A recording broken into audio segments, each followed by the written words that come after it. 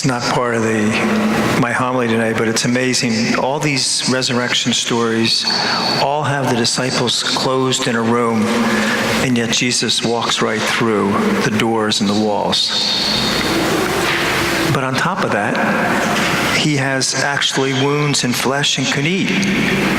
So he has all the human bodily functions that we have, and yet he could walk through doors and walls.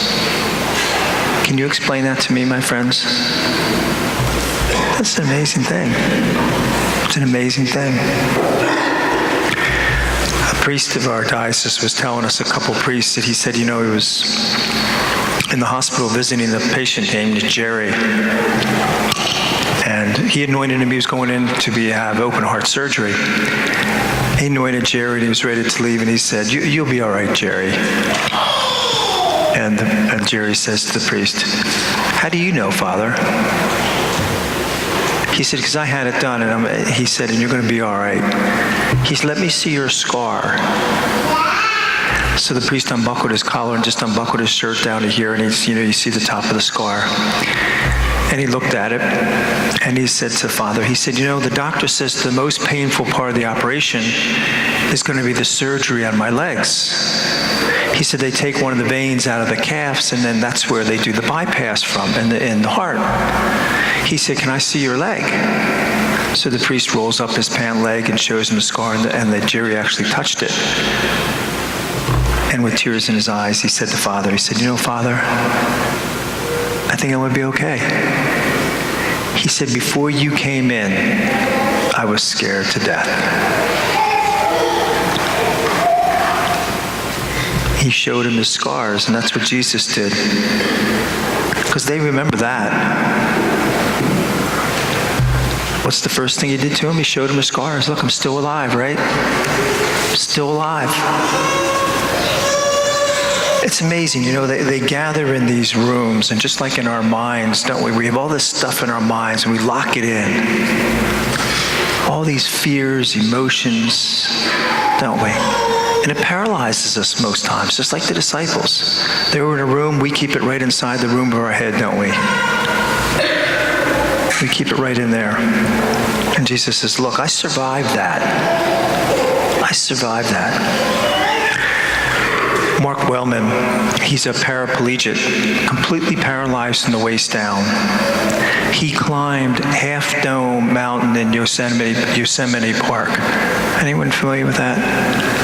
Yeah, it's got that. It looks like like this big piece of granite that's just stuck in the ground, but it's huge. It's miles up there, and rock climbers love to climb this because of the steepness and the challenge of it.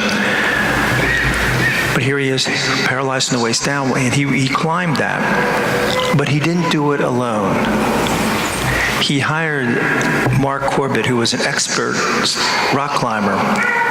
And Mark Corbett went up there first, marked out a path, and then he went up with him. And I thought, whenever we're being challenged to do something, it's always best to have someone walk along with us, isn't it? It's always best, isn't it? And that's the analogy of the Christian life, is exactly that, isn't it? He walks along with us, just like that mountain climb.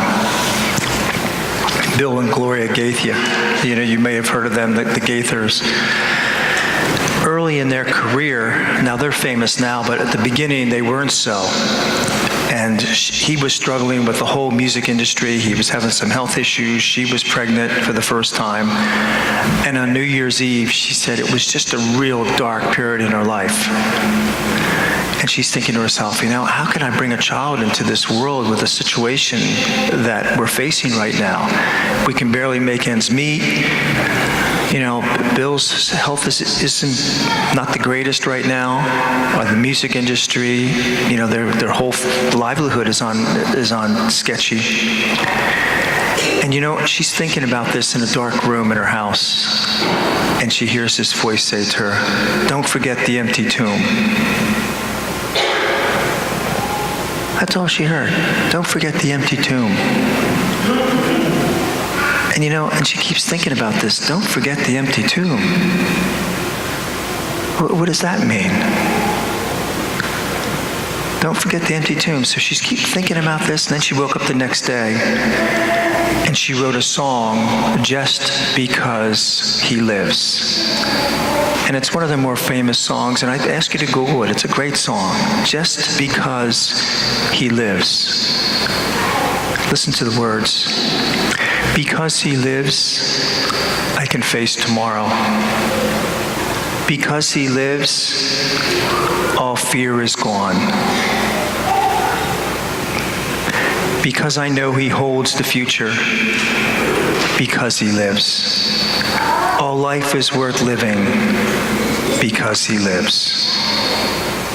And I thought, isn't that what the resurrection is all about, isn't it? In this whole Easter season, because He lives, we can face tomorrow. God bless you.